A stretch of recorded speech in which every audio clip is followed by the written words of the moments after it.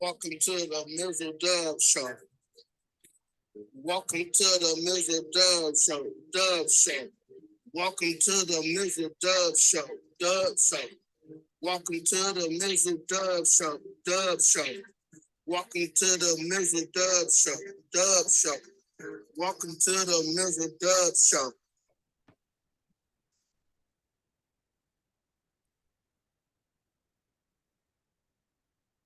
Don't adjust your sets. It's daylight.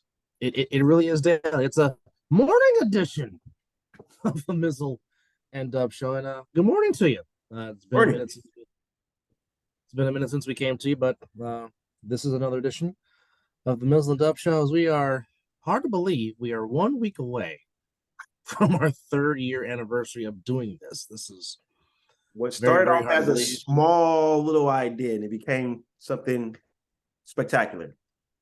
Yeah. So we appreciate you guys riding with us and sticking with us. It's greatly appreciated. He is Mizzle. I am Dub, and we're just going to jump right into it. So even before the draft took place yesterday, which I had totally forgot the draft was happening, I mean, being kind of with the fact that the Golden Knights won the Stanley Cup, and then also cover the fact that our beloved Giants have been playing some very damn good baseball this last week and a half. Coming into a very big series starting against the Diamondbacks, which we're going to talk about briefly. But there was some things going on in the association that happened before the draft. Yes. And head scratchers. Yeah, definitely some head scratchers, which I'm still trying to understand and still don't understand to this day. But so the Boston Celtics, fresh off appearing in another conference final before losing to the Miami Heat in 7 games, decide to make a trade, and it was a trade that definitely was a head scratcher. So Boston Celtics trade Marcus Smart, a former defensive player of the year, two-time defensive player of the year, is now going to become a Memphis Grizzly. Upgrade Dylan Brooks. Which it is for Memphis, absolutely. Even though they're going to not have John Morant for 25 games. I think Smart can handle it till he gets back. I don't disagree with that. So in return, the Washington Wizards sends Kristaps Porzingis to the Celtics. I don't get. I don't get it either. I never will. In addition to getting Marcus Smart, the Grizzlies also get guards. Tyrus Jones goes to the Wizards. And then Boston is giving, which gave its first-round pick and the Warriors' top 4 protected pick to the Wizards. Then the Celtics are also sending Gallinari and Mike Musla to Washington as well. So Gallinari is kind of undercover, kind of good pickup right there. Yeah. He can shoot the ball now. Yeah. Now, the original trade was going to involve Malcolm Brogdon, to where eventually Brogdon would have gone to the Clippers, the 30th draft pick Wizards, and Porzingis to the Celtics, but that deal fell out. Now, Porzingis, who is 28, quiet as it's kept, stay healthy. Average. That's the main thing. Actually played 65 games this year, which is quite shocking. Which is a season high for him. Yeah, which if you followed his career, the talent has been there, but it's been, I can't stay on the court. And as we always say on the show, your best ability is availability. Yes, indeed. So this past season, he averaged a career high 23.2 points, 8.5 rebounds, 2.5 assists, and 1.5 blocks in 65 games. He was drafted by the Knicks, was traded in the Spencer Dinwiddie, Davis Bertrand trades to Dallas, from Dallas to Washington. So now he's now going to be a Celtic. On paper, it possibly could look good with him in the middle with Tatum and Jaylen Brown, but that's also depending on if Jaylen Brown decides he wants to leave and do his own thing. That remains to be seen. But put your GM cap on for a minute. How? I don't know if I would necessarily make this trade, but what are your thoughts on this trade? They lost. Excuse me. They lost defensive presence.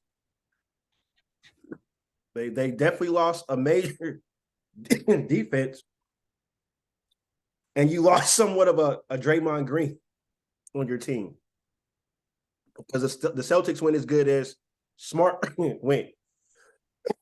Excuse me. Don't get me wrong.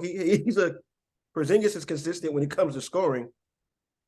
I don't think he's going to give the same production that Smart gave them. You know, especially when Brown on the defensive side of the ball. Yes, I don't think he will give them that. I mean, he may be a rim protector, but Smart played all over the court on defense, and he locked down your one or your main star. So, I mean, they did pick up offense because Porzingis can score. You know, as you just said, he had a career high, and he got better, but he can't stay healthy. That's the thing. That's. Yeah, he played a decent amount of games last season, but I believe Washington won this trade. I mean, even though with Washington losing Bradley Beal, and we'll talk about that in a second. You picked up someone that can slightly fill the shoes of Bradley Beal, but I don't know if I'd have pulled off that trade. Now they didn't lose Brogdon, right? Brogdon is still in Boston. Brogdon is still a Boston Celtic for the time being, as we know. Yes. It seems like they are trying to get rid of him. So if they happen just to keep Brogdon along with Porzingis, that could work out. But I think they're going to get rid of him. As I said, this is why me and you sit here and do a show. We're not actually getting paid for this. So not yet anyway. So what excuse me, what do we know per se? But I don't think I'd have pulled this trigger on this trade at all. I just believe Boston downgraded slightly a little bit. Well, here's the thing. I don't know if it's 4 out of the last 5 years or 5 out of the last 6 years, but the Boston Celtics have either ended up in the conference final or the NBA finals. You're right, 4-5. So the formula for the most part has worked for the Celtics because they've been part of the NBA's Final Four a lot in this 5-year run. So I would say you would, tweak and add pieces. Because again, now you just traded your quarterback on defense, which could be a problem the Warriors might be facing if Draymond does decide to go play with his best friend, who they were linked up in Paris in LA with LeBron. And that's another subject we'll touch in a few minutes. But almost got me with that one. Thank you for catching me. But it's just Brad Stevens is a guy I really don't question because Brad Stevens is a very, very smart man. He really is. And I think from the NCAA all the way to the NBA. So I definitely think the Celtics are in good hands with him running the basketball operations without question. Without question. Yes. He might have seen something that we possibly did not see with Marcus Smart. True. Or he may see something that Marcus Smart might have won it out. That too. Or he might have seen something that Porzingis might could add teaming up with Jaylen Brown and Tatum. Agreed. So I mean we'll just have to see it when they get on the court in October. That's the only thing we can say. Now, if you're the Wizards, one thing you must do is you got to hit on all these draft picks that you're getting. You got to hit on them. If not all of them, at least hit on at least two to three of them. Great. And then you feel like, okay, we're back on the path to trying to be respectful. Now, staying with the Wizards, the Bradley Beal saga is finally over. And now Good for him. And now Bradley Beal is now coming to the West Coast as the Phoenix Suns trade for Bradley Beal, which for that time being, sent Chris Paul and Landry Shamet to the Wizards for second-round picks and first-round pick swaps, which obviously the Chris Paul thing turned into another saga, which we'll get to in a few minutes. But teaming Bradley Beal with Kevin Durant, with Devin Booker is quite shocking. I think the thing that you said, and you said it as tremendously as you could, I think the one thing that we both found shocking that DeAndre Ayton was not a part of that trade deal. Because I know there are some Suns fans that I know personally that just like, you know what? He's got to go. He's got to go. He's got to leave. We have heard what Stephen A. Smith has said about DeAndre Ayton. He practically said the same thing about Julius Randle on the Knicks. Brother got to go. He's got to go. With that said, they might not be done. He could be No. gone too. He could be gone too. yeah, he could be gone. I mean, there is a new structure going on. I mean, but Damon Jones might be doing there in Phoenix. Who knows? But I know the new owner. He's all about winning, Yep. like Mr. Lacob is in the Bay Area. Doesn't There will be care no about expense. There will be no expense not counted for when it comes to trying to build that team. He's the money trying will be to spent. he's trying to build a team now. And I mean, you know, Phoenix the last couple of years, 2021, they were in the finals. The year before last, they had the best record in the NBA, but did not show up in Game 7 against the Mavericks in 2022. This year lost to the eventual world champions, the Nuggets, which, I mean, there's no shame in that, losing to the eventual champion, because Denver was just the better team. But I mean, I'll say this: having those three shooters in Beal, Book, and KD, they're going to be able to spread the floor, and somebody is going to be butt naked wide open to take shots. And yes, even though in basketball the hardest shot to make is when you're wide open and there's nobody around you, but though having those three together is going to create open lanes and open shots for somebody. Somebody's going to feast. Yeah, the West is going to be very fun to watch. I mean, it always is, you know. But bringing Bill over to the West Coast, and then, like you said, matching them up with Booker and KD, and then if they decide to keep Ayton and Ayton gets his shit together, as I say, well, the Pacific Division alone is going to be fire, because you know the Warriors are going all in. The Kings will be back. Phoenix just improved. Yep. The Kings are just starting. Yep. And of course there's always drama in Los Angeles involving the damn Los Angeles teams. They both can burn in hell. All I care. That is what we call passion, folks. That's one thing. Speaking of our beloved Golden State Warriors, we were scratching our heads, and we're still scratching our heads. Now, let's get one thing perfectly clear.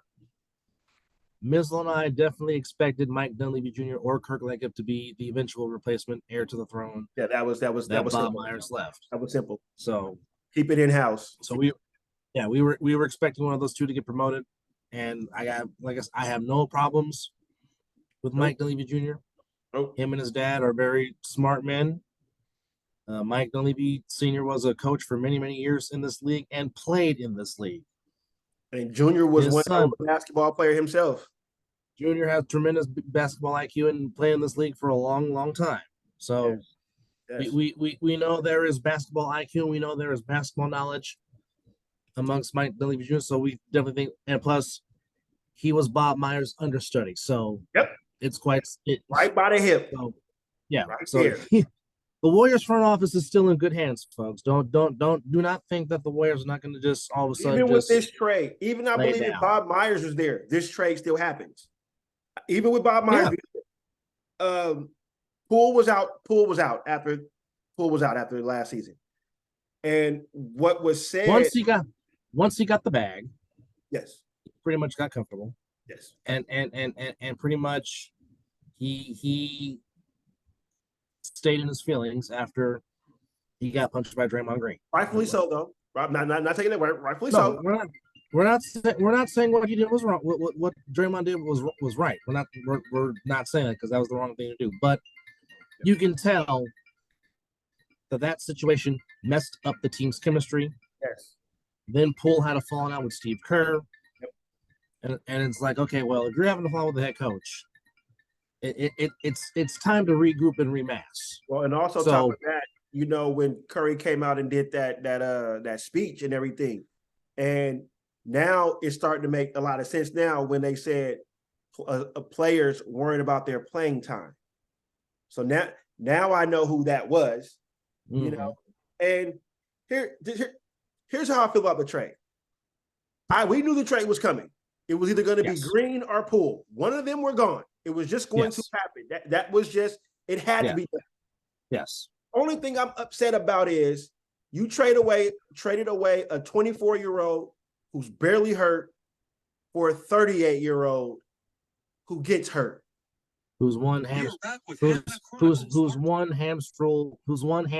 pull away from missing time. Done. Okay.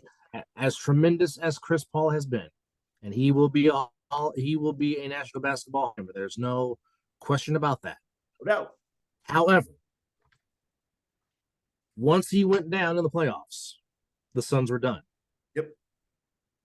Okay. Now if he gets hurt, this necessarily is not going to hurt the Warriors. No. Now, if number 30 goes down, then you're going to be like, oh shit, we got a problem. Yes. Now, because as we know, 30 still stirs the drink for this franchise. Go ahead, sir. Here's my pro with this trade, though. Okay. Bearing that Chris Paul can stay healthy and give us maybe 60, 65 games and be there for the playoffs. You now take the ball out of the most dangerous in the NBA. And now he gets run plays. Now he gets for to him freelance. Yes, he gets to play freelance. Instead of Curry having instead of Curry having the ball, bearing if they do resign Draymond Green, with Draymond Green setting the screen for Curry to get open and loose, now all Draymond got to do is just set the screen while Curry's on the move. You have a facilitator, a dominant facilitator. Now you move Curry predominantly to the 2, and it can interchange with Paul and Green bringing the ball up court. But the ball can stay in Chris Paul's hand majority of the time. And now you open up the offense. Now that'll leave Clay open. You know, Wiggs can be open. Wiggs can work down low. So that's the pro to making this trade. You have a basketball IQ person who can facilitate the ball. And but guess what? I can shoot the mid-range. I can shoot the 3. Oh, and I also can get to the rim and get N1s. So, excuse me again. I can see the vision with this trade, but I just don't see Chris Paul being out there. He's AD to me. One tweak, move, going up, jump, hit with a screen to an ouch, and that ouch turns into, I'm done for 2 months. What? That didn't even look like that far. Now, however, the Warriors do have a very good training staff. Oh, for sure. For sure. So that's a good thing. They are staying at the heart. So let's put that in perspective.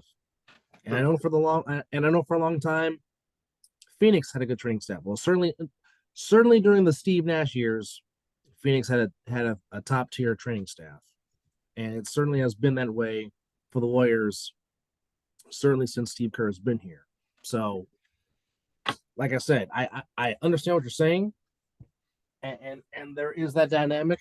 I mean, I'll even say this: I would still say, if Draymond resigns, still keep your same starting 5: Steph Curry in the backcourt, Wiggs, Green, and Looney as your front court, and then you can have Chris Paul come off the bench, because here's the thing: having a guy like Chris Paul on the second unit, it's gonna help. It's gonna help Moody. Yes, it's gonna help Kuminga. If they don't trade Kuminga, please. If they don't trade Kuminga, please don't do that. Of course, there's still the chance to where you can save up space to possibly bring back Dante DiVincenzo, who was a fantastic contributor off the bench last year. Don't be shocked. Don't be shocked. No, don't be shocked, LA. Don't be shocked, LA. I just feel some. It won't. No. It won't. It won't shock me if he leaves. Not at all.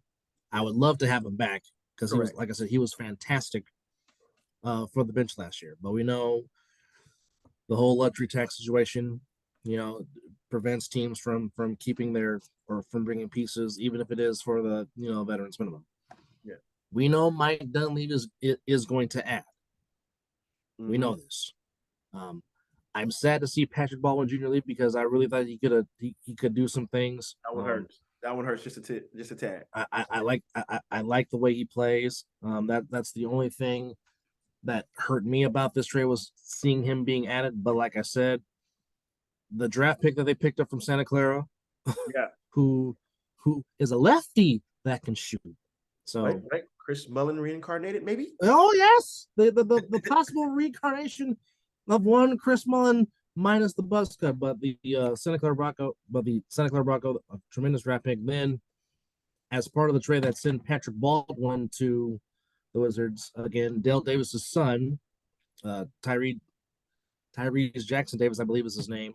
Don't hold me to that, but I know that's Dale Davis' son. And if you know anything about Dale Davis was a tremendous defensive basketball player. You talk about Dale Davis, Antonio Davis, and Rick Smits. That front court that the Pacers had in the late 90s, early 2000s caused fits.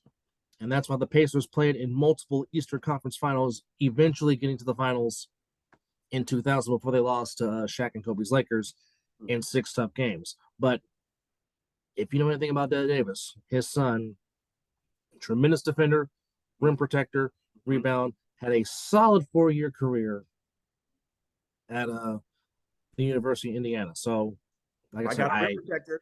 Might have another rim protector. So I trust Joe Lacob. We've been saying for years we trust Bob Myers. I have no reason at this moment to doubt Mike Dunleavy Jr. because, like I said, he's been learning under Bob Myers. Yeah. And of course, if he has a question, he can call Bob Myers any day of the week. Of course. So that's you know. Well, the whole front office is on point. The front office got it together. They got all the right people in the right places, and maybe that could be the blessing in disguise for Chris Paul that the Warriors have a great medical staff and stuff like that. And I believe this is his last shot right here. This is it. For Chris Paul? Yeah, this is it for Chris Paul right here. I said last year was, but now he's with the Warriors, and you never count him out. And remember when the Warriors won the last title, Stephen A. said he has the Warriors winning a title. What is it? 2 out of the 3 two out of the next 3 to 4 years. So yeah. So this might be Chris Paul's best chance besides the chance he had with Phoenix. Now let me ask you this question, and it's a 2-part question. There's 2 particular guys I would take flyers on if I'm the Warriors. If Dante DiVincenzo does leave. Okay. Gary Trent Jr. is a free agent.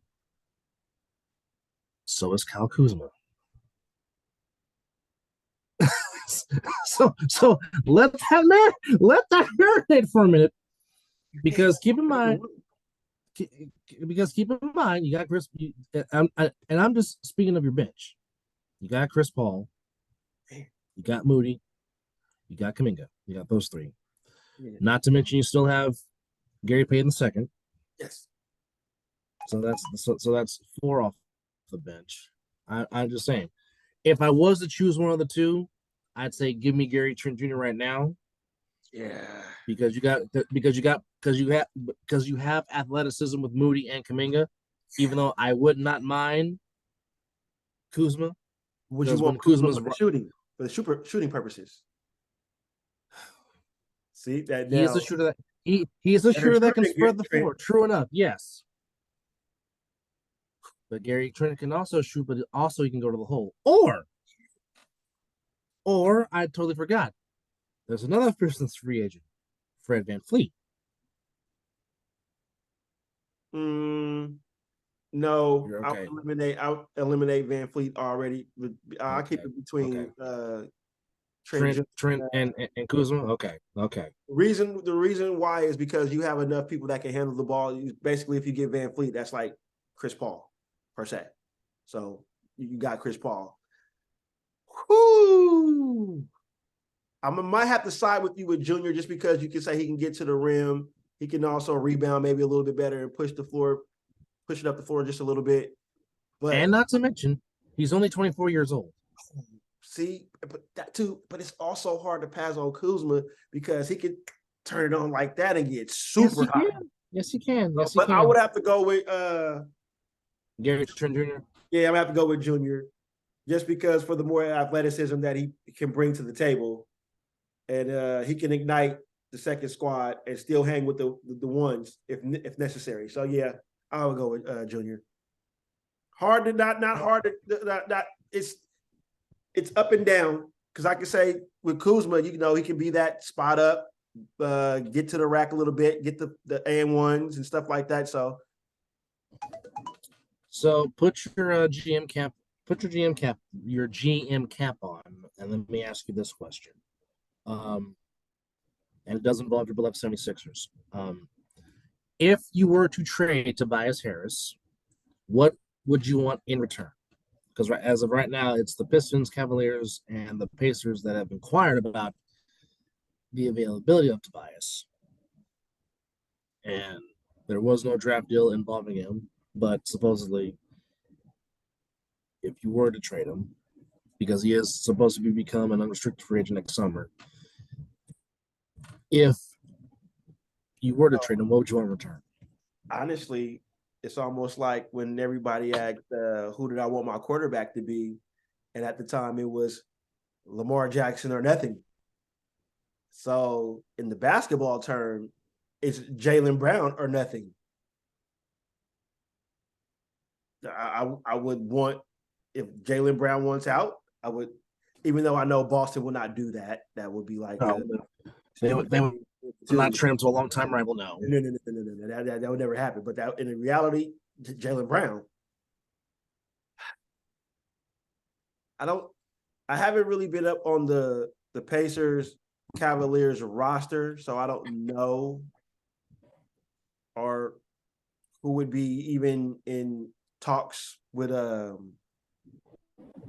what the team wants to get rid of.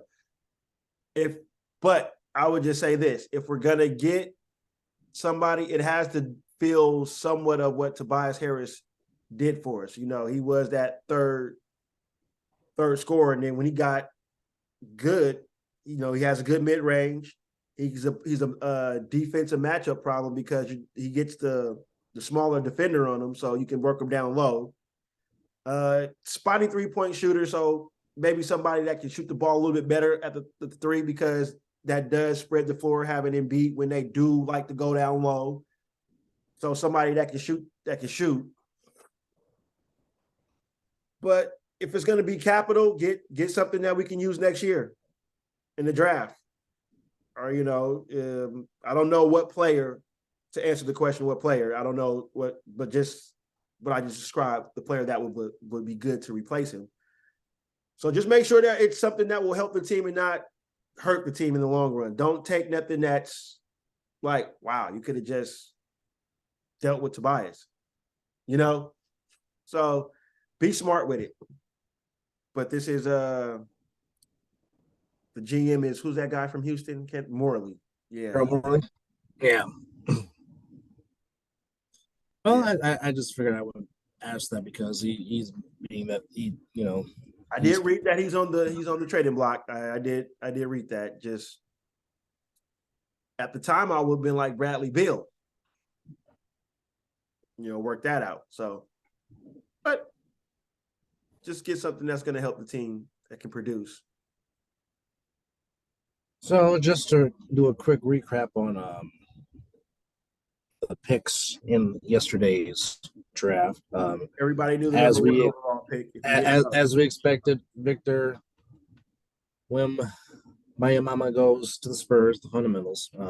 Brandon Miller from Alabama goes to the Hornets, one of Michael Jordan's last picks as owners of the Hornets. Scoot Henderson, who played in the G League here in Vegas, actually goes to the Portland Trailblazers. Amin Thompson and Azur Thompson go to the Rockets and Pistons, respectively.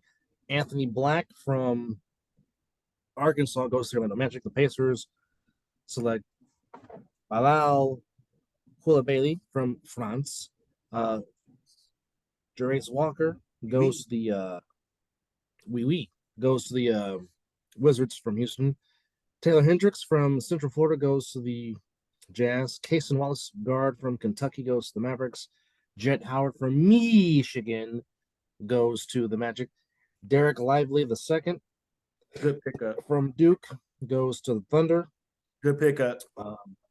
And Like- here's an interesting name for you. Grady Dick from Kansas Yeah, goes yes. to the Raptors. Yes. Yes. Jordan Hawkins from UConn, fresh off the national championship, goes to the Pelicans. Kobe Buffkin from Michigan goes to Atlanta. Keontae George from Baylor goes to the Jazz. Jalen Hood Stefano from Indiana goes to the dang Fakers at 17. But this pick here by Miami, I really like. Mhm. Jaime Jaquez Jr. from Mhm. UCLA to Mhm. Miami. That is going to add some more shooting to Tyler Hero and Duncan You Robinson. know what? His energy matches Jimmy. So them Yes. two together is going Yes. to be amazing Yes. to watch. Yes. Oh, because they yes. both give it all on the court. Yes. Will give you everything yeah. he got. And that was a damn good pickup. But yeah, very good are we draft. shocked that the Miami Heat No. will draft a player of that caliber? No. Again, goes to show you Pat Riley knows what he's doing. He ain't got the slickest hair in the game still, you know what I'm saying? Come on now. And like I said, the Warriors pick Brandon Pometsky from Santa Clara, very good draft pick. And he said he wants to, he gets to stay home, gets to play, gets to be in nearby. So he is definitely going to benefit being behind Wardell Curry. Cam Whitmore from Villanova goes to the Rockets. Noah Clowney from Alabama goes to Brooklyn. Brooklyn actually had back-to-back picks in the first round. They also get Whitehead from Duke. Chris Murray from Iowa goes to Portland. Oliver Maxey Prosper from Marquette goes to the Kings. Marcus Sasser from Houston goes to Memphis. Ben Shepherd from Belmont goes to the Pacers. Nick Smith Jr. from Arkansas goes to Charlotte. Bryce Sensabaugh from Ohio State goes to the Jazz.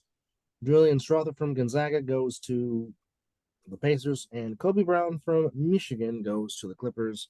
Michigan getting that in the first round. And that was round one. In round two, James Naji from Barcelona, Nigeria goes to the Pistons. Jalen Pickett from Penn State goes to the Pacers. Spurs get Leonard Miller from the G League Ignite. Again, that's here in Vegas. Yes. Colby Jones from Xavier goes to the Hornets. Juan Phillips from Tennessee goes to Boston. Andre Jackson, fresh off the national title from UConn, goes to Orlando. Hunter Tyson from Clemson goes to OKC. Jordan Walsh from Arkansas goes to Sacramento. Mohamed Gee from Washington State goes to Charlotte. Maxwell Lewis from Pepperdine goes to join the world champions, the Nuggets, or the NBA champions, the Nuggets. Amari Bailey from UCLA goes to Charlotte. Tristan Vujicic from Serbia, another Serb, go figure. Hello. He goes to Washington. Ryan Rupert from New Zealand goes to Portland. City Siscoso from the Ignite goes to San Antonio. Gregory Jackson II from South Carolina, he goes to the Grizzlies. Seth Lundy from Penn State goes to the Hawks. Mojave King from the G League goes to the Lakers. Jordan Miller from Miami, fresh off a Final Four run, goes to the Clippers. Imani Bates from Mr. Michigan goes to the Cavs. Keontae Johnson from Kansas State goes to the Thunder. Jalen Wilson from Kansas goes to the Thunder. Tamari Kamara from Dayton goes to Phoenix. Jalen Clark from UCLA goes to Minnesota, which is an interesting draft pick. Jalen Swanson from Furman goes to Sacramento. Isaiah Wong from the U goes to Indiana. Tariq Burbic from Turkey goes to Memphis. The Bulls and the Sixers forfeited their draft picks in the second round. As we said, Chris Livingston from Kentucky goes to the Bucks. And Tracy Jackson Davis. No, they forfeited him. So Trace Jackson Davis, originally drafted by the Warriors, but because he was part of the Patrick Baldwin deal, the Warriors got his draft rights, and that's of course the forward from Indiana, which of course is the son of Bill Davis. So that is your recap. Every team from the draft. Every team pretty much hit on their draft picks in my mind. Every team. Charlotte did damn good. Jordan on his way out actually drafted pretty damn good. Now here's what I don't understand. I don't know how Drew Timme from Gonzaga did not get drafted.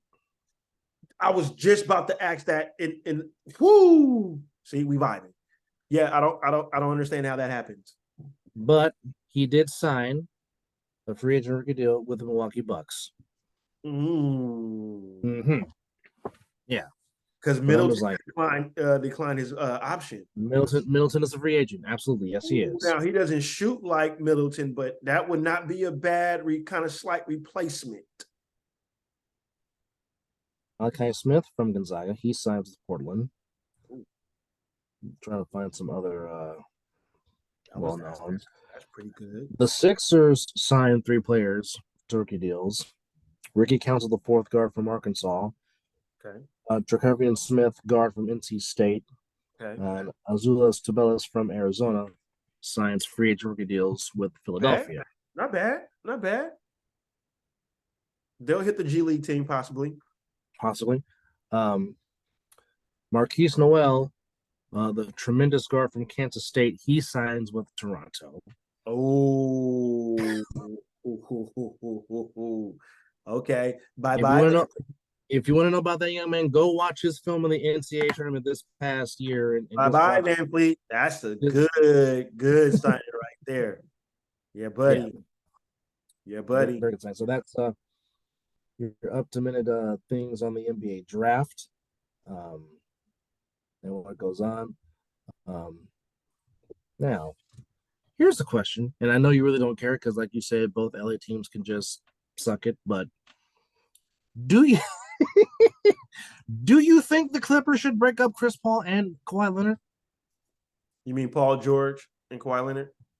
Yes. I'm sorry. I mean, what have we seen from him? True. Kawhi hardly plays, and then when Paul does play, he plays well but gets hurt. I mean, if you can eliminate a contract, I mean, we all know Kawhi ain't going nowhere. That's not happening. He ain't going nowhere. No, he's not leaving home. No, that's well. I mean, they're both from the area, but I'll see Paul George leaving before I see Kawhi leaving. Kawhi was out. Kawhi has a bigger contract. Well, I mean, you never know. I mean, Kawhi, he doesn't freaking talk anyway as it is. Exactly. But so you never know what goes on in his mind. If this is a perfect time, if you don't believe that they can produce together, I mean, like I said, we haven't even really seen them together that much.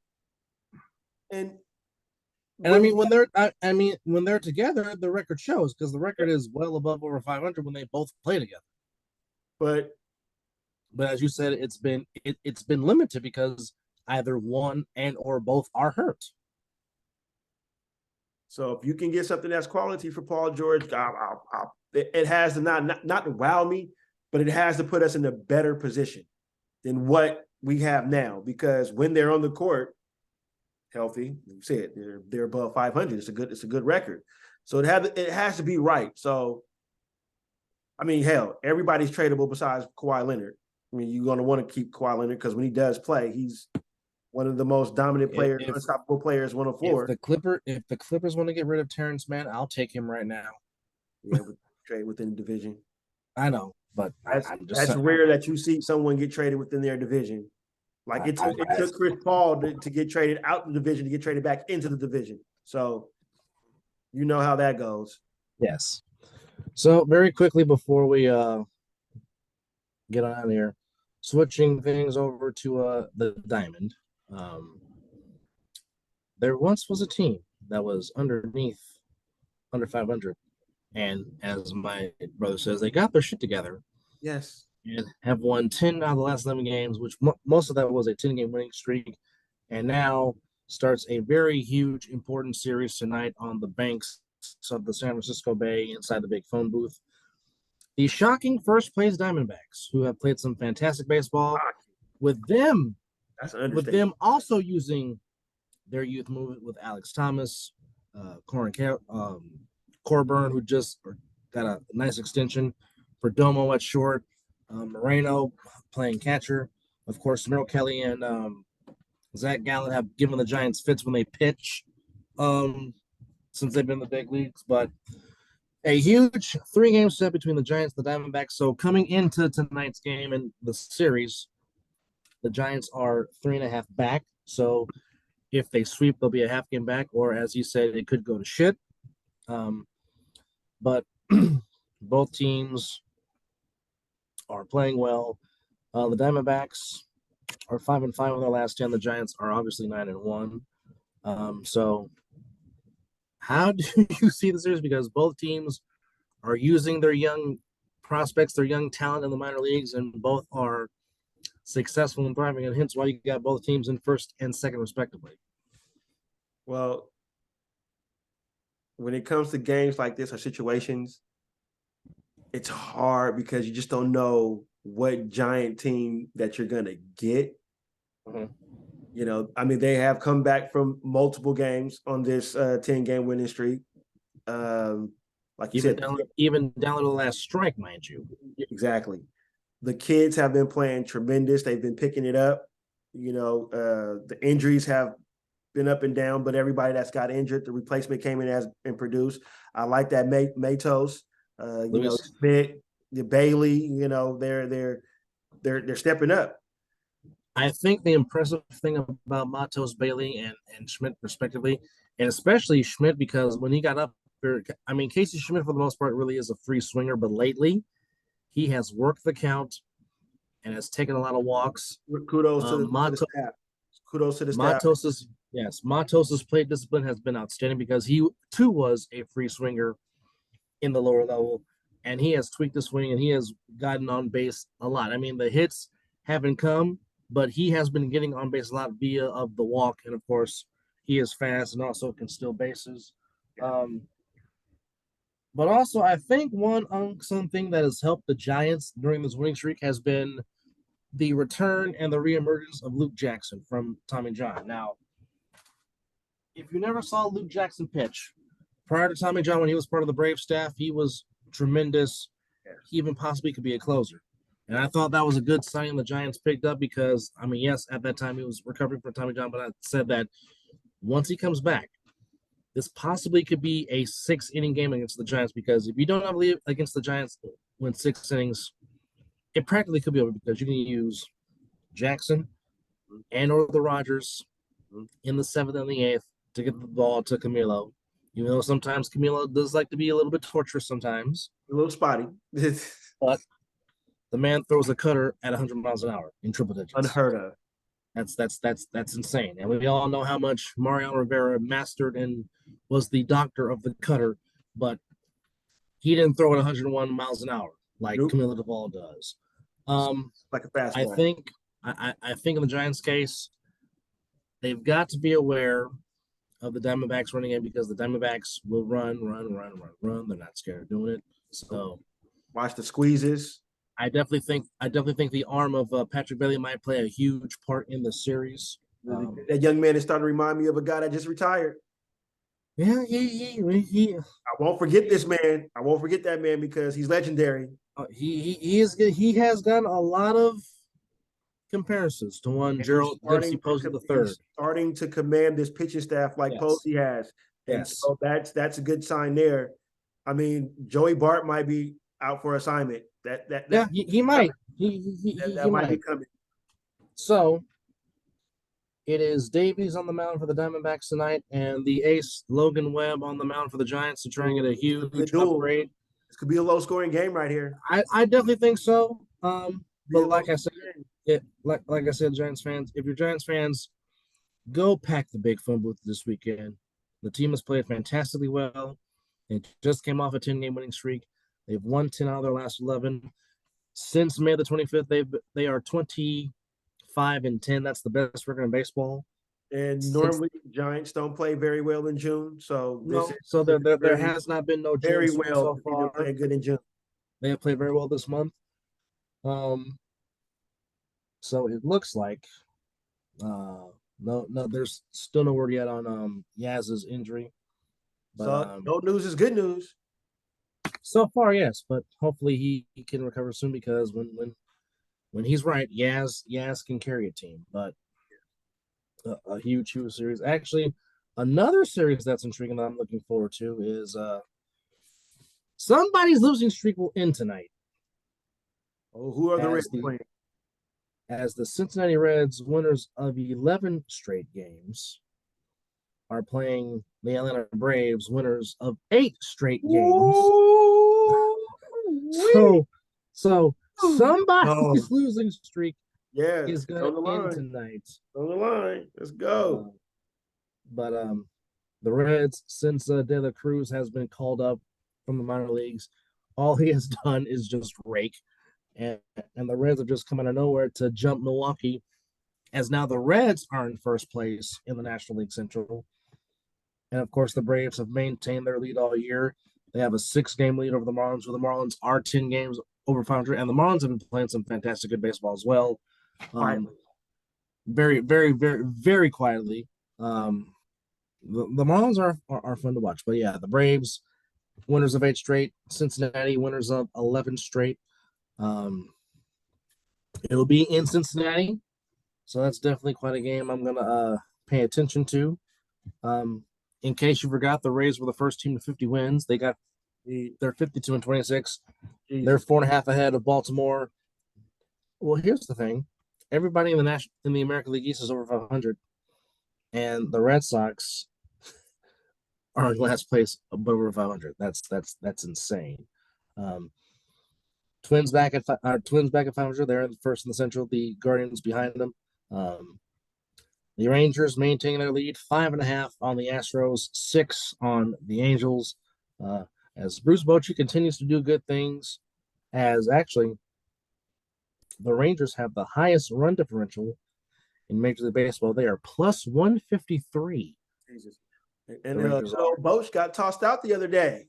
Yeah, Bochy unleashed some passion. He was not happy Man, about it was good to see it. It was good to see the old man get out there and give it to the help for a little bit. he let loose. Bob Melvin on Wednesday, he let loose. All for the same call. Both on the same call. Yes. You don't get old school managers arguing like they used to, which brings out the passion. Of course, Mizzle's favorite will forever be Lloyd Clinton throwing off the bag. Oh my God, he picked the base up and walked off with it. If I'm going, the base is coming with me, baby. Yes, indeedy. Look that up. Yeah, that was one of the great ones. Who was the one that was kicking the dirt on home plate? I mean, I know it's a few of them, but who was the famous one that did it? I believe it was Lou McClendon did it too before he picked up the base. He also did that, yes, but of course Lou Piniella. Piniella is always a classic. That's a classic. Of course, one of the all-time greats that was great at arguing was the great Earl Weaver, longtime manager of the Baltimore Orioles. Bobby Cox was not afraid. Yes, he was not afraid to come out there and wobble. He would wobble his ass up the goddamn and argue. Yes. Of course, the same with Tommy Lasorda. Tommy Lasorda was always great for TV. One of the great villains of all time. Rest in peace, Tommy Lasorda. There was another one that was notorious. Sparky was good at doing it also. George Sparky Anderson, of course. You don't get many arguments like that no more. But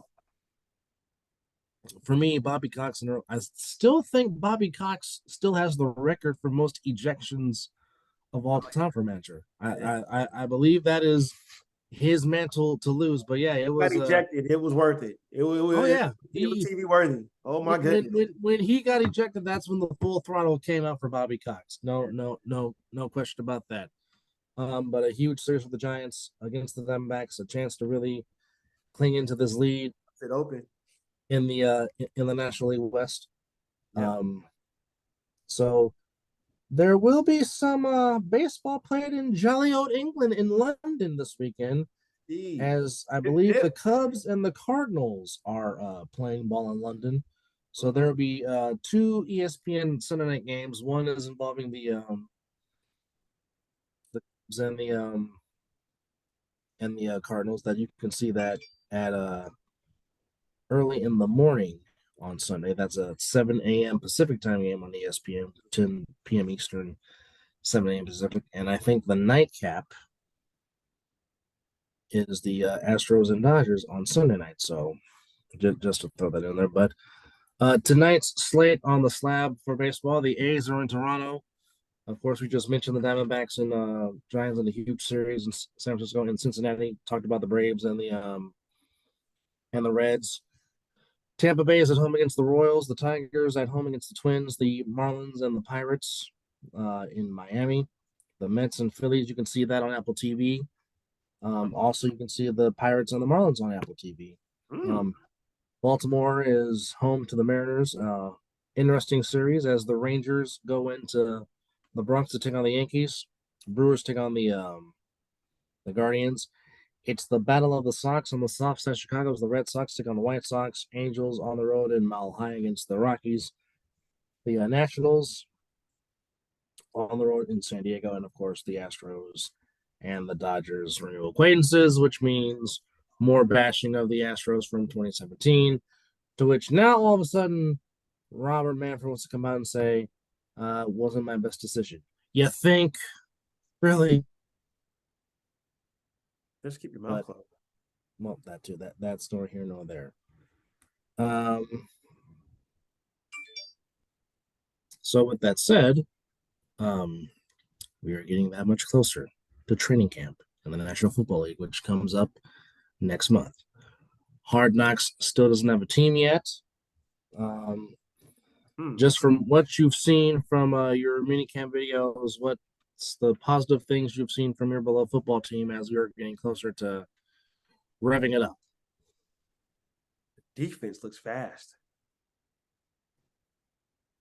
Is it safe to say that Patrick Graham might now finally have his pieces to do his scheme the way he wants it? Yes.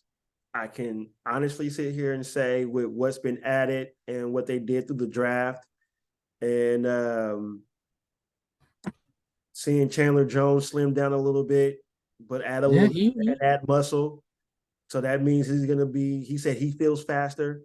He feels good. So I believe anything that comes out of Chandler Jones' mouth because, you know, he's just been tremendous as a football player since he's been in the league. So, also the offensive line. The offensive line, look, I think we have a front. I believe we got a front that they can run out and not intertwine like they did a lot last year. I mean, I think they will rotate like they did, but I won't think it will be as much as they did last year because I believe we have a strong front. Of course, I told you I love the tight end. The tight end room is I do miss Darren Waller a little bit, you know, because he's just a freak of nature, and when he's healthy, he can just spread the field open. But Michael Mayer might just be that what we need. I'm just a little. Only thing I'm nervous about is that we ain't got 2-8 signed. I mean, excuse me, we ain't got 8 signed yet. We ain't got JJ signed. That's he still got the 8, but he took off the 2. Yeah, him not. I mean, I know he'll be okay because the important part is training camp. I know he should have been out there bonding with his teammate. You know, we ain't even got Jimmy G out there yet practicing, so I'm not too concerned about that. But it's getting down to the wire about because what July 15th is what you have to end negotiations with tag players. So I'm okay. I'm just gonna sit back and relax and just let it play out this year. They did the draft. I was very impressed with the draft. Not a reach on a lot of players, not a head scratchers. It seems like they drafted for need and or the best available player at the time. So I'm okay. I'm not DEFCON 8 yet until July 15th. If we don't have JJ signed, then I might be a little concerned. All right. That is the report from the camp in Henderson. Okay, I'm really tired of hearing about news about Trey Lance being traded. Stop it already. Stop it. Good grief. I heard there was no market for him, though. Well, there's no need because, again, yes, I agree. If Brock's 100%, Brock Purdy starts. Yes, I'm not going to argue that. You won't get no argument from me on that if he is fully presented. But, again, he's coming off a UCL tear. That's normally near that or Tommy John, which it wasn't exactly Tommy John, but you have someone that is capable, that is going to be in this offense for at least a third consecutive year now. He has shown tremendous improvement training under Patrick Mahomes. His mechanics have got better. Just see what the kid can do because, again, You put all that capital into getting him. Now, yes, no one was expecting Brock Purdy to do what he did, and it was a refreshing story. It was a fantastic story. But again, you don't know the certainty of his health, and that is on his throwing shoulder. So it just remains to be seen. But as we know with this team, with this particular team, they go as far as the defense and that run game. And I cannot wait to see Christian McCaffrey in a full season in this offense. If he did what he did in those games, just trying to learn the playbook, now that he has a full offseason to learn it, this could be a huge dynamic. But he'll have fresher legs because the whole load won't be on it. He'll have Elijah Mitchell to carry the load, and hopefully they will incorporate Jordan Mason more, which you've seen the burst. He does get the ball. The man is fantastic and has fantastic speed. Yeah. Just watches film from Georgia Tech. Yeah. But however, that is here nor there. But meant to do this on Wednesday, but happy official first day of summer, which was 2 days ago. But it is officially summertime, which means that is his favorite time of the year because that means a whole lot of sun and basketball shorts when he doesn't work. So that makes him a very, very happy man. Hence the fist pump.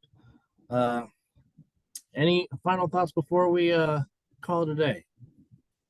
Buckle up, ladies and gentlemen. The next 2 months, starting July and also in September, we're about to have 2 tremendous fights that are coming up. Oh, so stay tuned. Oh, yes. For me and my brother will probably be doing not a live show, but we'll probably do some, or hope to try to do we'll try to do a live show where he's home and I'm here, and we'll try to get on cue and do those fights. But to get Bud and then Earl Spence, and then now to get Canelo versus Charlo, boy. Now, if we can just get Shakur Stevenson and Devin Haney, that's my trifecta. I will be like super happy with that. But and not to mention, David Benavidez also just signed up for a fight. So boxing is in a good place right now, and it is great for the sport that they are giving the people the fights they want. Unless your name is Golden Boy, because there are some issues going on with Golden Boy.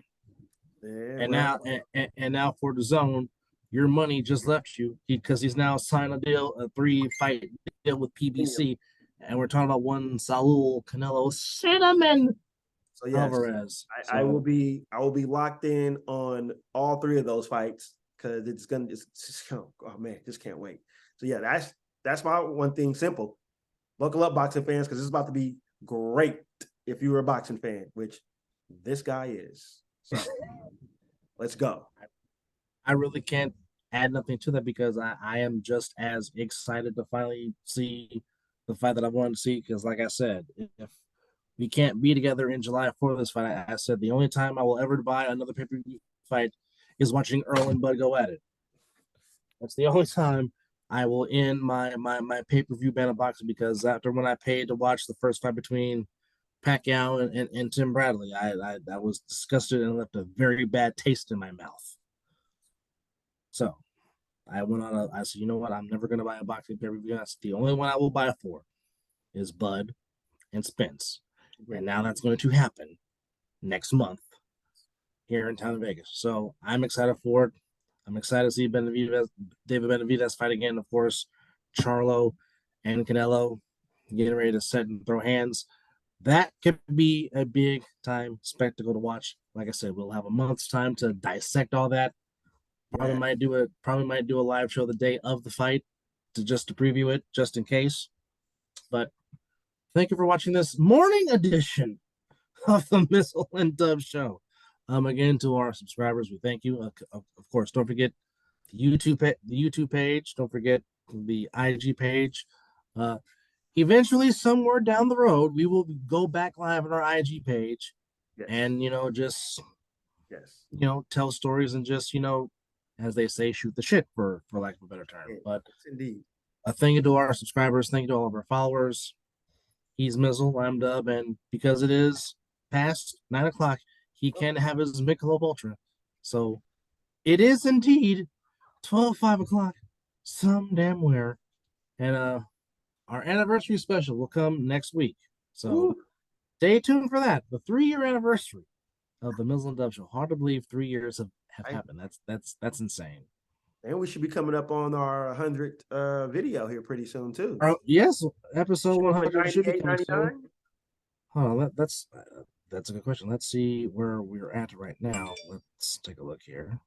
So in that case, we'll try to at least try to get the 3 years should be the 100th show. Hope possibly.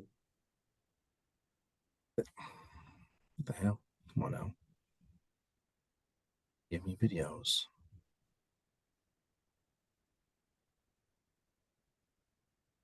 Give me a count. What the hell? You're not going to give me a count, dadgummit. So this is episode 94. We are six away. 6 away. So now I don't know. Six away from 100. We might not get to 100 before the anniversary, but we will get down the road for episode 100. Dang, we've done 94 shows. That's wow. That's insane. But again, we thank you to our now 46 subscribers to the Mizzle An Dub Show. We greatly appreciate it. And of course, to all of our followers on Instagram, we appreciate it. So, one more time, he's Mizzle, I'm Dub. Thank you for watching. It is 12 o'clock. Some damn where. Yes, sir.